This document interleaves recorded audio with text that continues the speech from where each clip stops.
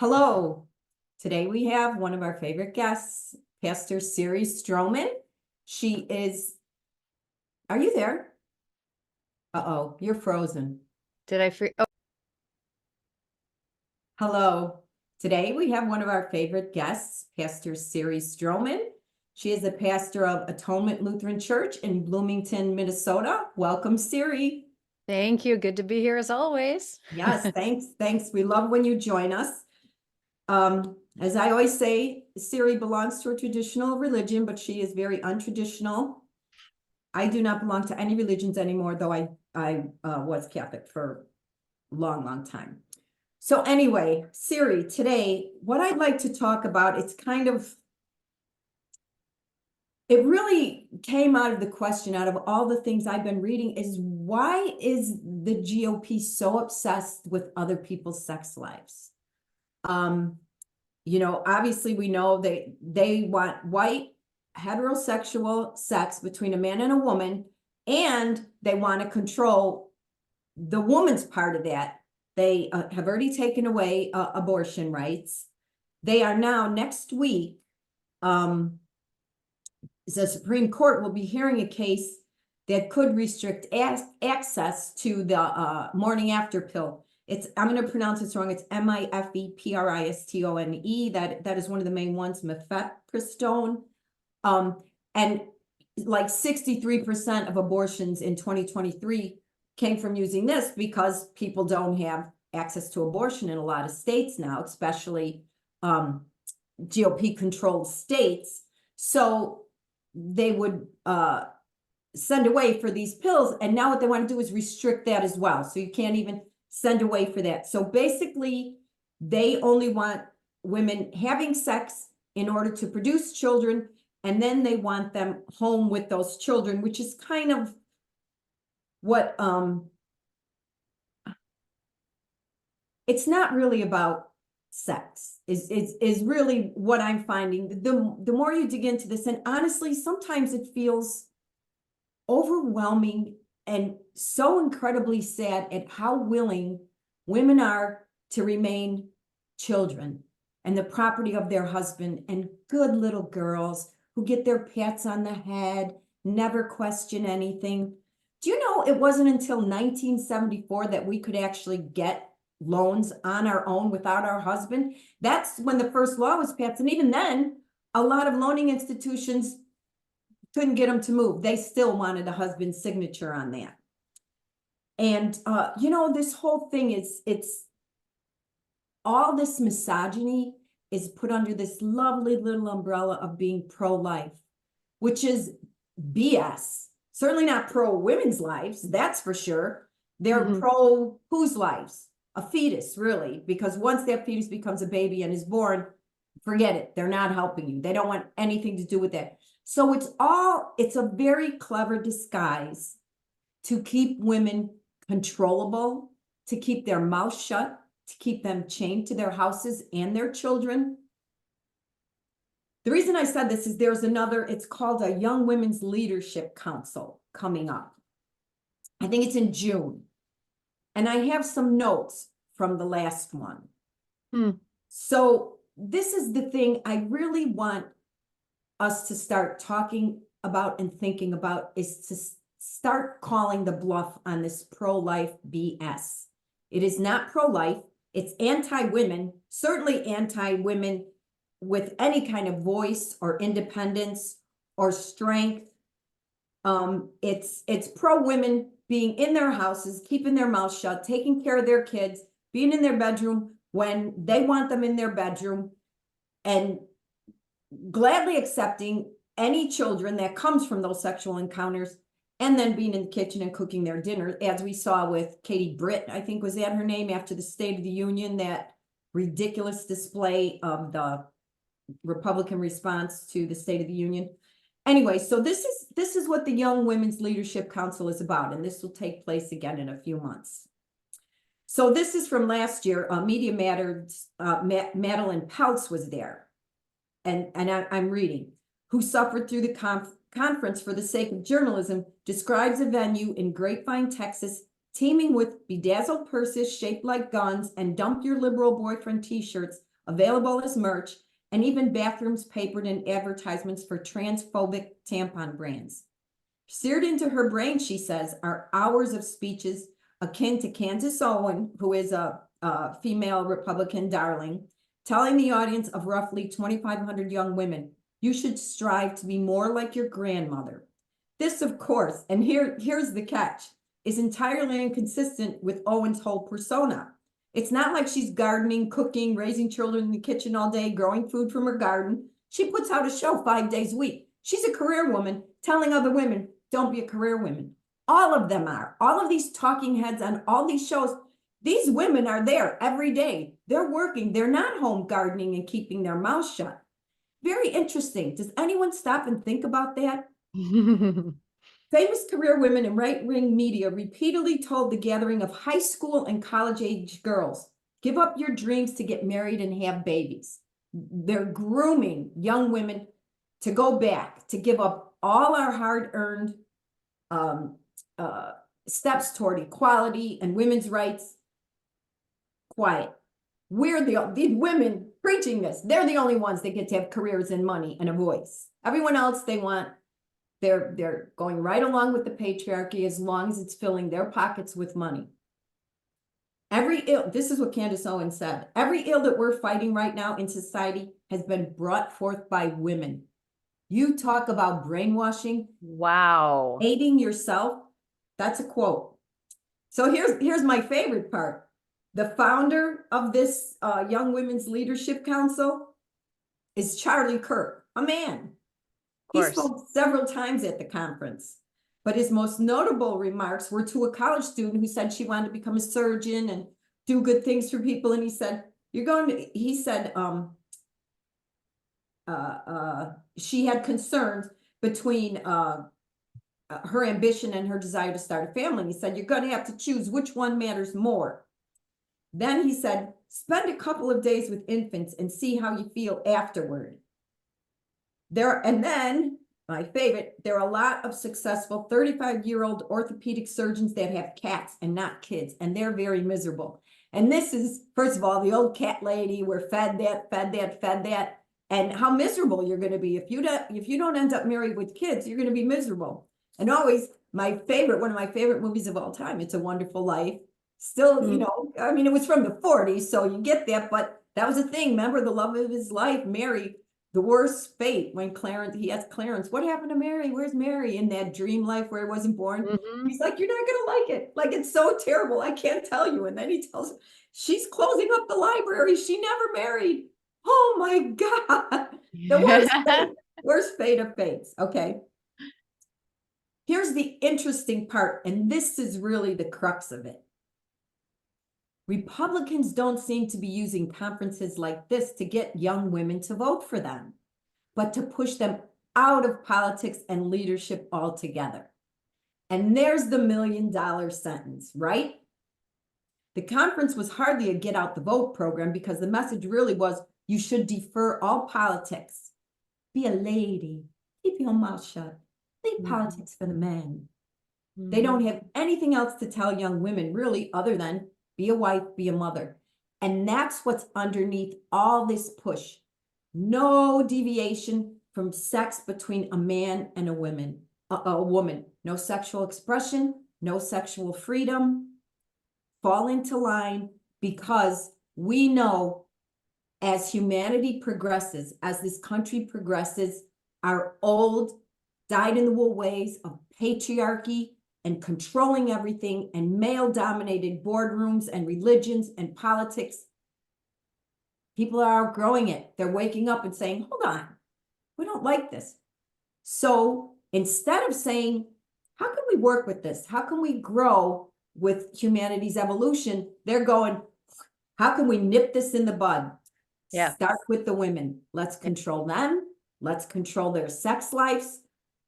They have no option. If they don't have access to birth control and abortion and control autonomy over their own bodies, they're not going to have time or energy for politics or to fight for their own rights or other good causes anymore. Keep them pregnant, their mouth shut, in the house, no access to finances, because when women get financial means, they make more independent decisions. Don't want that. Mm-hmm. So Mm-hmm. anyway, Siri, you actually did a very good piece. Siri puts out YouTube videos, her own, as Pastor Siri Strommen. And you actually had a very interesting one on LGBTQ, that you're a pastor who supports LGBTQs. And I also thought that was very interesting because I do think it ties in, because Yep. there will be no variations from this is the way good, decent people have sex, and everything else is a freak show and a sin. Yep. So Yep. anything you have to share, happy to listen to, Siri. Always glad to Yeah. talk to you. Yeah, absolutely. I mean, there is a hyper focus on in a lot of podiums on the roles as this being some divine thing, which is very uneducated if you think about it, because as someone said, the biblical family, and other people respond, which one? One man and 20 wives plus his servants? You know, like there's the model of what has worked in a society has shifted as society changes. And as we're ready to do something different as a society, how our family units might work together changes. It's always been that way. And it's also been for hundreds and hundreds of years that good Christian people couldn't afford weddings. And so they just cohabitated and sometimes got married when they had 5 kids. We don't ever read about that, right? This No. illusion of a very particular thing that's somehow biblical, somehow passed down. It's exactly that. It's an illusion that's been created relatively recently and propped up with like the 5 Bible verses that try to keep women submissive and so on and so forth. And it's about power. It's about keeping things in the same way. And it's a hierarchical understanding that you have, you know, white people on the top. White supremacy is part of this, and the other sort of races are filed down. Men are at the top, then it's women, and then kids at the bottom, and everyone has to stay in place. There's no questioning. Authority is literally granted to you by your birthright, not by your intelligence, not by your education. I'm a man, I have a penis, therefore I'm in charge of the household. I'm white, therefore I have more power than others. I mean, it's incredibly immature understanding of the world that refuses any sort of complexity whatsoever. And there is a great fear in some of these conservative people as they're seeing more women take leadership and be smart, and people of color taking leadership and being very smart. It brings up this deep fear that's like, well, where does that put me? Does that mean I actually have to compete for the first time in my life? Rather, you know, I have to prove my worth based off something that isn't just I'm a white male, or I'm this kind of a male, or I'm this and this. And so enforcing all of that is really important. And I think racism is intertwined with sexism, is intertwined with homophobia and transphobia. Um, it's very, we want to keep things black and white, simple. And in that simplistic point of view, anything that's complex is threatening and confusing. And often you do hear the justification that, well, that's what the Bible says, or that's what's natural. And it's not true.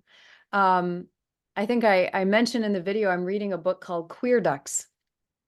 And this is a short, lovely book, basically where they're pulling together thousands upon thousands of studies of the animal kingdom of all these different species, where they realize that actually a vast majority of nature is not straight.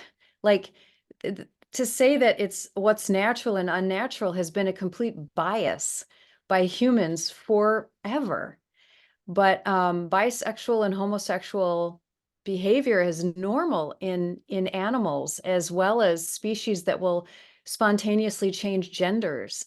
And gender and biology is not even so clearly defined in the way we think it is. So it's incredibly naive for us to try to enforce hierarchies and binary understandings of the world when the world is not that. So going back again to what you said about women with this conversation of, birth control and abortion and everything like that, it's deeply controlling and misogynistic at its core, because the view, whether it's labeled that or not, the view is that women are to be virgins until they get married. Men are just, oh, men are beasts, right? Even guys will say that. And when women say that, they're like, oh, boys will be boys, and Yep. which is completely letting them off the hook of all responsibility. So it's all on the woman. So a woman's supposed to keep her knees together and everything like that. And then she's not even supposed to enjoy sex, because then that's problematic. And so fundamentally, the perspective that a lot of conservative people have about abortion is, if a woman needs one, she must be a slut. And a slut is a woman who enjoys sex. Someone doing what men are doing. Can't have a woman enjoying sex like men and having sex out of wedlock. We don't ever scold the men. We don't have boys promising their mothers with little purity rings that they're going to wait till marriage. Nope. It's the daughters that promise their fathers that they're going to wait till marriage. And so therefore that whole like anti-abortion stuff is saying, well, women wouldn't need abortions if they waited till marriage. And then clearly every woman is healthy enough to have as many children as humanly possible in her marriage, which is false medically, financially, emotionally. We're all different. We're all different. And we also have so many human beings on this planet. There's absolutely no reason for us to keep pumping out as many children as possible. But it is, again, that fear of the loss of control, that if women have careers and prove themselves to be smart enough, it's deeply threatening to the male psyche, because they were not whole to begin with. They were not okay. What they had was power. That's what they could hold on to. And so if they start losing power, what do they have? Well, they kind of have to figure that out. That's a spiritual journey for men to figure out, is who they are without their power. And women learning who they are with power is an important journey for women to claim. And both men and women can fall into these stark binaries of, that's harmful for both of us, right? Women are weak, submissive, they're just mothers, and they should be gratified by that. And men don't have the emotions, and they're tough and they're strong. And we just attack each other when we don't fall into those categories, which is where homophobia and transphobia comes from as well. Homophobia, particularly to guys. I remember taking a class in seminary where they said the psychological reason why people react so much against gay men in particular is because they're lowering themselves to put themselves in the position of a woman. And men are supposed to be on top. So even lesbians are tolerated more than gay men, because lesbians are rising up to the position of a man, while men are lowering themselves to act like a woman. They're debasing themselves. And that in and of itself to masculinity and the patriarchy is very threatening. And then transphobia is just the same thing. It's a refusal to understand that the world is not just this like binary black and white thing. And it's a loss of control. It's this fear of what's going to happen to the family. What's going to happen? Is this just a free for all now and anything's going to happen? And that's just sort of, it's terrifying to a lot of people, because they're not stopping to just be curious. What does this mean? What is your story? Can we get along and have functional families, loving families, nice family units, good work environments, with LGBTQ and women and everyone empowered to be exactly who they want to be? Spoiler alert, Mary, yes, we can. Families will still exist. Weddings will still happen. Babies will still be born. Promotions will happen, even better than before, when we just let people do what they want to do, be who they want to be.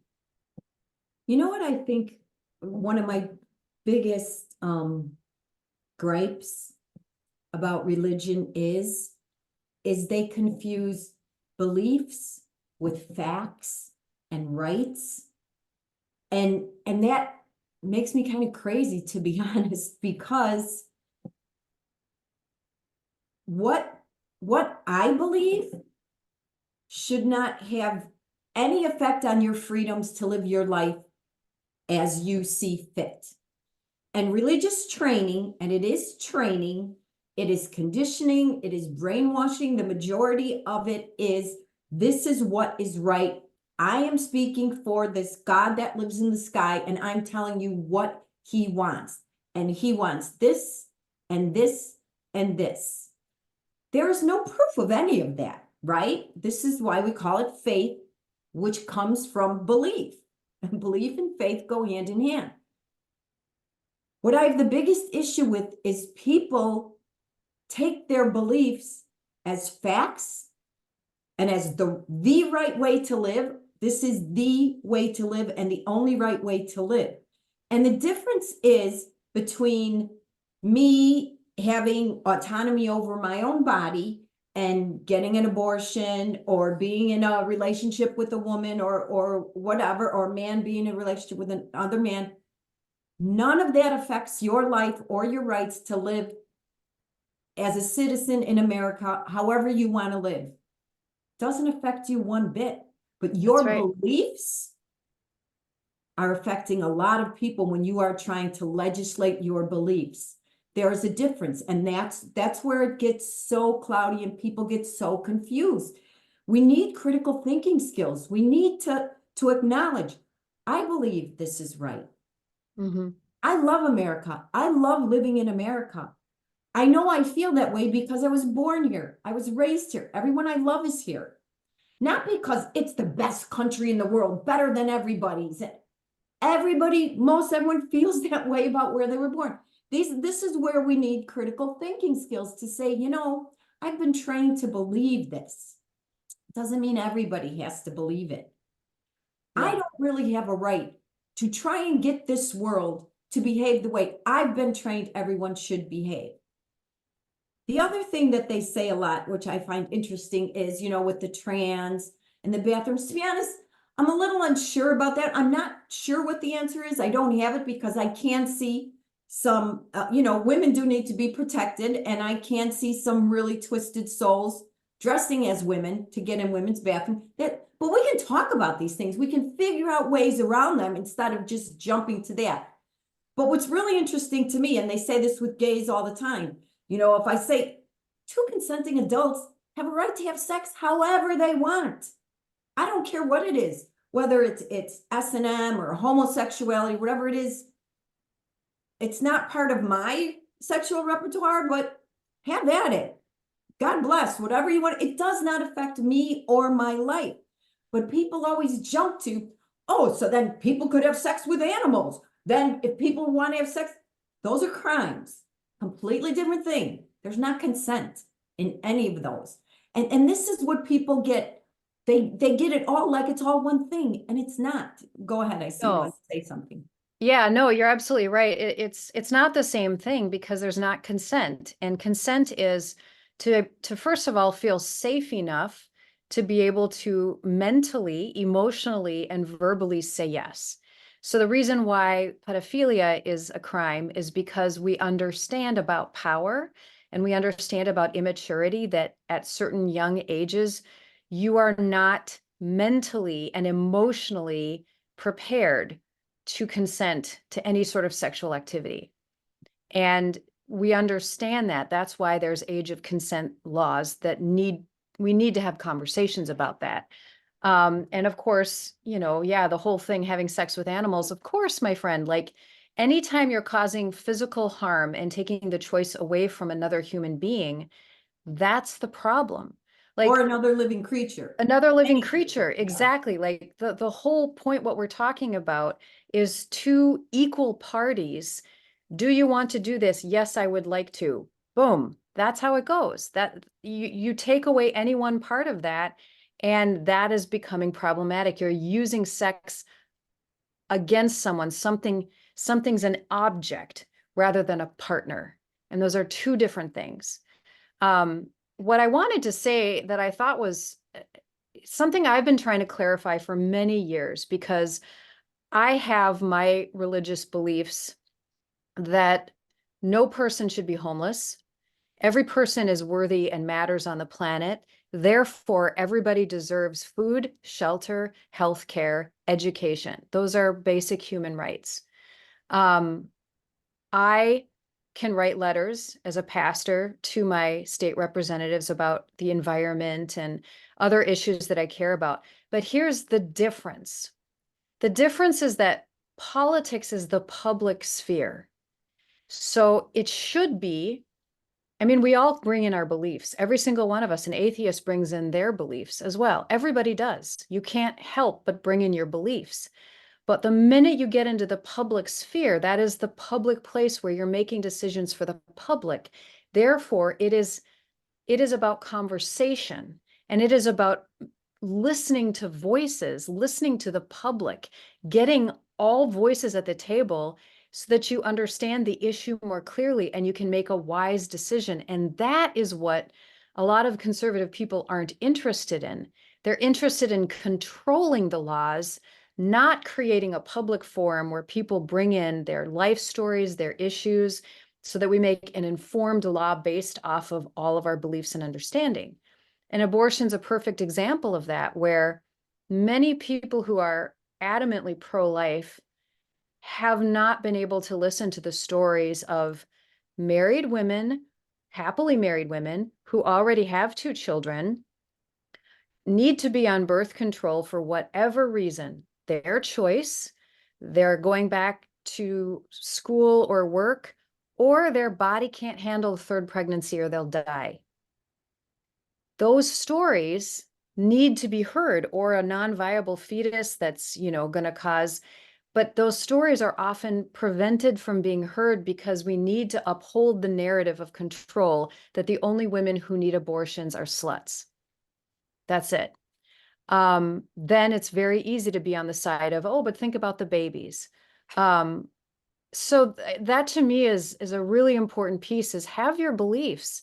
But if you refuse to let your beliefs be challenged by someone's story and by the public arena, then what you're interested in is control and not conversation. And that's Yeah. dangerous and incredibly immature. That's the bottom line, is the control. And I do 100% agree with everything you said. Actually, there was just State Senator Eva Birch, Democrat from Arizona, is carrying her 2nd non-viable pregnancy and just went on the floor in Arizona in the Senate to advocate for a woman's autonomy over her own body. And while, like I said, everything you say, I do agree. But the bottom line to me is, it's nobody's damn business.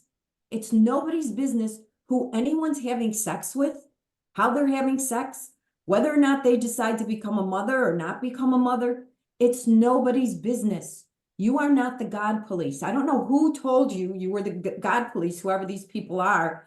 You don't speak for God. Not in my world. And this is the thing, that there's so much hypocrisy here, and so much that people don't really peel to look underneath. So these politicians that are all this pro-life and all that kind of stuff, and anti-trans and anti-LGBTQ, because they care about women and women being assaulted, and they want to protect women from that. First of all, the majority of sexual assaults on women come from heterosexual men, not Absolutely. homosexual men. Homosexual men don't assault women, generally speaking. I mean, I'm sure it happened at some point in time. But they've also got a man running for the presidency who 24 women said sexually assaulted them. He has been convicted of sexually assaulting one of them. An interesting side note here, George Stephanopoulos interviewed him last week or the week before, and he said he was interviewing someone and said, "Are you comfortable?" It was that Republican female senator, I can't think of her name right now, who had been raped. Are you comfortable supporting a man who is a convicted rapist? And everyone's going crazy with he wasn't convicted of rape, he was convicted of sexual assault, which is just mind-blowing, first of all, because it was definitely men who decided whether you were penetrated with a penis or a finger or an object, we're gonna put those in different levels. If you're a woman who's been assaulted, it doesn't matter what they stuck in you, the consequences and trauma are the same. But men have decided it's not as bad if you're raped with something instead of a penis. So that's a whole debate going on in the news right now. But it's so, I mean, it's so easy. You don't even have to lift the curtain to see what's really underneath. It's right out there. Their candidate is a convicted sexual predator, an admitted sexual predator. 2,000 women said he does that. He assaulted me, but yet they're hiding behind this holy screen of we just care about the babies. It is unmitigated bullshit.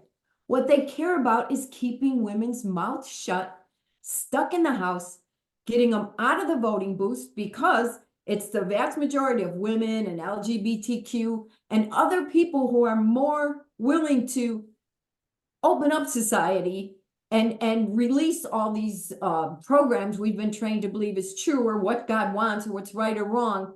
These are the people they want out.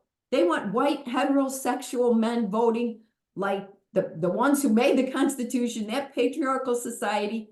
That's what they want. They don't want this progress. They want us to regress back to being good little girls who do basically adult children that they can have sex with, is pretty much the role men want us playing. Absolutely, which is also why it's such a stereotype that men divorce their age-appropriate wives for, younger women and younger women, is because there's just a deep immaturity that goes along with this understanding, and it feels very predatory in nature. And what you said before is the sexual fear that women have is towards straight heterosexual men. So, but oftentimes these straight heterosexual men, when lobbying for power, will invent fictional fears to distract from the actual problem. And this is what I've noticed for many years, is that people could be dying in the streets saying, I am dying because of the stone thrown at me. And there's all these people in the street saying this, and then certain candidates will get up looking for power and saying, oh, don't worry about that. What you really have to worry about it is this unicorn that's going to come at night. Yep. Yep. Okay, so let's get all afraid about the unicorn or the dragon or the werewolf. We're just going to make up the new thing to be afraid of. Oh, by the way, I have a unicorn sword. Oh, he's got a unicorn sword. The real fears of the real trauma that's happening to women and children around this planet are often connected to what straight white men are doing. And just talk to trans people. Listen to their stories. Listen to women. I have never been afraid in a bathroom ever, and I've never had a weird person coming in ever. And also, I have to tell you, like, trans women who would be going into a woman's bathroom are so vulnerable in our society. So vulnerable in our society. I would be shocked if they would ever lay a finger on anyone, because they're probably more at risk of being raped and beaten and killed than anyone else. So you are taking someone who's a victim of our misogyny and propping them up without any evidence and saying that they are going to be a perpetrator, when what actually, this whole thing of, well, what if a man dresses up in a wig and walks in? Again, the problem is straight white men. Get your acts together, men. The problem is men in that case. Again, like you're saying, oh, but we can't let these people be who they are because maybe the sheep in wolf's clothing. No, the sheep in wolf's clothing, or the wolf in sheep's clothing, is the men that we're worried about. So deal with the men, teach them to stop raping and assaulting, and the world would be such a better place. Like, imagine if sex ed across the country, when they pulled the boys and the girls apart or whatever, and they actually taught about body parts so people actually knew what happened and what, how those things worked. And they also just had big conversations with both women and men about what consent was. Talked about exactly all the scenarios in which consent is and isn't given and how that works. It would be incredibly powerful for us to just have those conversations, but we we have a culture of silence which perpetuates all of this really bad, immature information. Right. And if you don't learn from history, you repeat it. And so now they're getting rid of history so that we Yeah. don't remember exactly as things went. And I do want to say I actually was followed into the bathroom when I was 14 and was rescued by my mother just as the man was coming after me. And it was a heterosexual man that was trying to attack me. Thank God my sister had seen him. I mentioned to my sister, this strange man across the restaurant was trying to talk to me. And then later when I got up to go to the bathroom, my sister noticed that man got up and went toward the bathrooms too. So she told my mother. And right as he was about to grab me, my mother came in and pulled me out of there. But heterosexual men. And here's the thing, and I always find it interesting that even I fall prey to this because I feel compelled to say, we are not anti-men. We don't hate men. I love men. I've raised a man. I'm in relationships with men. And I find it interesting that we need to say that when people, there were talk show hosts, still are talk show hosts that are very misogynistic, say hateful things about women. And I never hear them stop and say, we don't mean all women.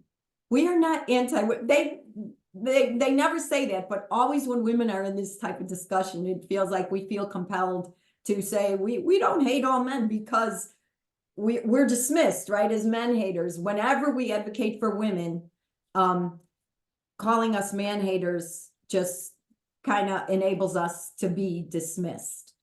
There was something else you said that I wanted to, oh, the other thing is that I found really interesting. So there's this whole thing, I don't know if I've ever mentioned before about these trad wives, TRAD, which is traditional wives going back to a huge movement in the religion. And I find it very interesting. And I think it's something that maybe we should really take a closer look at is the more religious a society gets, the more restrictive they get of women's freedoms and behavior. Isn't that interesting? It's the first thing they go for, whether it's the Taliban or even in some Jewish cultures, traditional, it's cover up. You've got burqas, it's always, and be quiet. Women get in the back, men lead. You don't talk, you don't give voice. And I find that fascinating. And I would love to hear maybe a theologian's, because of course I have my own opinions about why it is that as a society becomes more and more traditional, more and more religious, they put more and more restrictions on women. And, we don't really have to guess what it's like because we're witnessing it now. Christian nationalism is on the rise. If you have not read the 2025 manifesto, what this party on the right wants to implement once they're in, they want to make this a Christian nation. They want to make this a theocracy, not a democracy. And the first step always in a theocracy is to control the women, get them quiet, get them subdued, get them chained to the house and the children, and keep them out of public places, keep them out of politics, don't give them voice anywhere. And I find that very interesting because I've always believed women really do hold all the power. We just don't know it. We're like Dorothy and the Wizard of Oz. When Glinda says to her, you had the power all along. You just had to realize it yourself. And I really think the men in charge know this, which is why all their energy at first always goes to controlling the women. Because if we ever realized our power and how much we're really keeping this world spinning on its axis, watch out. We're not going to lay down and let you roll over us anymore. Yeah, no, women are deeply powerful. And I think that whether men would realize that or not, subconsciously, we know because women have this portal to life potential in their bodies, that's something that has not been understood. And so it kind of needs to be controlled, because if women were given complete freedom to be as they want, they might be more powerful than what some people are comfortable with. One of the thoughts that I had to share, I don't know if I've talked about the old soul, young soul thing, but this is really helpful for me.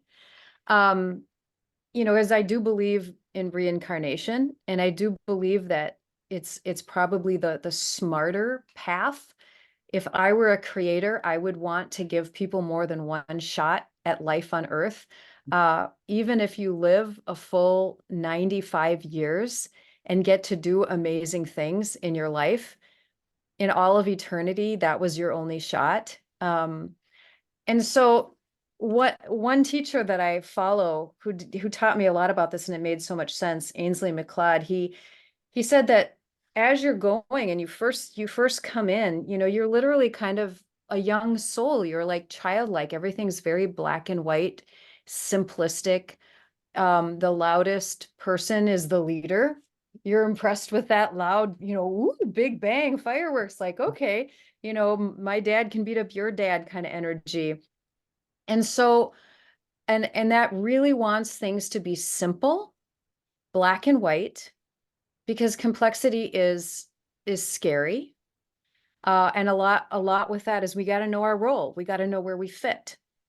And so in that young soul energy, which is 50% of our population, at least right now, around the world, they are very much into hierarchy, power, and control, and black and white understanding. And so religion that's pulled into that is going to be incredibly black and white and about power and control. Um, Old souls who've been around the block and have experienced what it's like to be a victim, to victimize, to be a perpetrator, to be a boy, be a girl, be this, be everything, remembers and starts to understand empathy and the value of freedom, the value of complexity. And with that comes a sort of humility and not needing things to be so concrete, and allowing complexity in the gray. And so religion tends to be, if old souls are religious, it tends to be a little bit more universal, a little bit more open-ended. You don't go because you should, because that's just a false limitation. And so I think one of the reasons why we see so much conservatism and religion used in that way is because that's just the way the young soul works. And older souls also have a harder time going into positions of power because they're a little bit more humble. They're like, oh, well, what do I know? Mhm. Actually, you know a lot. And it's the young souls that are very arrogant, that don't know what they don't know, right?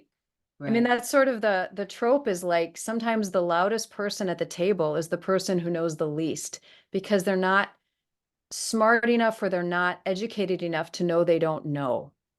And oftentimes the person who knows the most at the table may be quiet because they're humble enough to know what they don't know. And that's Interesting. why it is. The candidate for this party constantly brags about how smart he is, how he's better than anybody. He's got the best.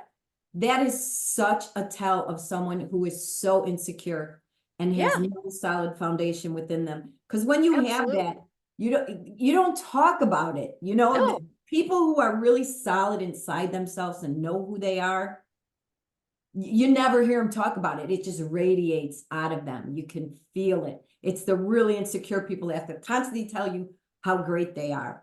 Yeah. And I did want to say one thing, Siri, because you mentioned youth or whatever. There's a reason that people they draft you when you're a teenager, because you're used to being told what to do. They can control you. They say go do that, you're going to go do it. You got someone who's 30, 40 years old, they might go, why am I doing that? I don't know what's over there. I'm not doing that. You know what I mean? So there's Yeah. controllability to that. But I was thinking, and we talked about this one time a long time ago, about the evolution of the attractiveness of women and what's desirable to men.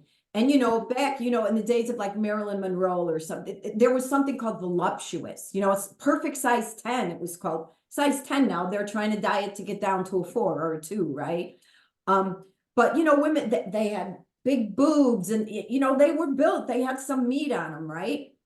And it's my understanding from the research I've done is after the women's lib movement, when women started getting loud and demanding rights, that desire to control women and have them still being the way men were comfortable with us being, took on physical form. And so Hmm. then skinny started coming in. Twiggy was, you're too young for Twiggy, but I remember I was very young at the time too, but she became like the big model. And that's when women who look really like a bag of bones, like skeletons, started becoming in vogue as they started to look like children. And we had a resurgence of that. What has it been, 20 years ago now? And now people always thought I was crazy to say it, but with Brazilian waxes, Mm. right? Get rid of all your pubic hair. Who doesn't have pubic hair? Children. So we're supposed to be skinny, super skinny, and put fake boobs in, because if you're super skinny, you're not going to have big boobs. So solve that problem, because then breast implants came into play. So we want to be skinny, we want to have big boobs, and we want to have vaginas like children. And keep us out of politics, keep us out of everywhere. So we're very controllable. We're just little dolls they can have sex with, that can take care of their children, keep their homes running smoothly, and put food on their table. And this is pretty much the ideal woman in the eyes of the GOP. And it is up to us. And seriously, I know everyone's like, it's not, why are we pouring hot wax on our genitals and then ripping the hair out of there so that we can look like little children? I mean, it's nuts. It's really nuts. The stuff that we're doing to ourselves because we're told it's fashionable, whatever. It's not. It's a way of keeping us looking and acting like children so we're controllable. I think that's really interesting. And there's probably a lot more psychology and to what we do than what we realize. I mean, I say if you want to do it, do it. Like if there's something you want to do, you know, that makes you feel more feminine or that makes you feel like, I mean, people can choose what they want to do. But I think it's when we start doing it, like I won't be loved or I won't be accepted. I'm not a good girl unless that gets problematic. And I just want to share a little piece about, you know, I'm married and my husband and I have a good relationship. And I think that's sort of one of the things that conservative people may not understand is you can be a feminist and fall in love with a man and get married, but also that it was very easy for us to figure out. And we said, you know, let's do the chores that we want to do. And very easily, we found a split that we're happy with. It wasn't fighting, it wasn't gender specific. Um, there's things I don't mind doing around the house, and there's things he doesn't mind doing, and we never nag each other. Neither of us nags each other about any chores. We just both take ownership of what's ours to do, and we both feel like we're taking responsibility for that. And we have all sorts of conversations and have to negotiate stuff. But it's all negotiable. It's all open for discussion, and there are methods for figuring all of this out that isn't just one person telling another person what to do. Um, but going back to what you said too, because I kind of felt like I had to say that piece. Um, I'm still discovering within myself what it feels like for me to just be me with my hair, with my makeup, with my clothes. You know, I've even had parts of myself that are like, well, if we want to be thin, that means it's misogyny and patriarchy, right? Not necessarily. Um, so I've been trying to listen within myself to my wants, my desires, my shoulds, and just be in conversation with all of those voices so that I can piece apart what messages I've been receiving from the culture and who I want to be. Because that's the goal, is I want to be as free of a human as possible, and to determine my own life in the way that's positive for me, that's going to positively affect other people as well, because free people, healed people, heal people. And no one can tell you what that ends up looking like. You know, for some people, that means they gain weight because they're just so happy. And for other people, they lose weight. For some people, they shave their hair. Others, they have long, gorgeous, beautiful hair that makes them feel like a goddess. Like, we can never tell another human being how they are to be themselves and live their lives and what that will look like because of gender or this or that or race or whatever. Like, we have no right. And when we pretend we have a right, we're infringing on someone else's life experience. So I think it's really empowering for us to just be gracious to us. I love how you say that all the time in your little things. You're like, be gentle with yourself, be gentle with yourself, and be curious about yourself. Be curious about, why do I want to do that? Can I give myself permission to do what I want to do? And I'm 47 and I'm still uncovering layers of, is this conditioning or is this what I want to do? Is this a should or is this a want? And that's okay, because I'm on the journey. I'm figuring it out for myself. And luckily I have a partner that supports that.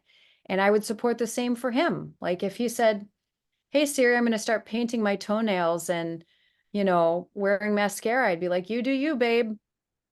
Whatever you want to do.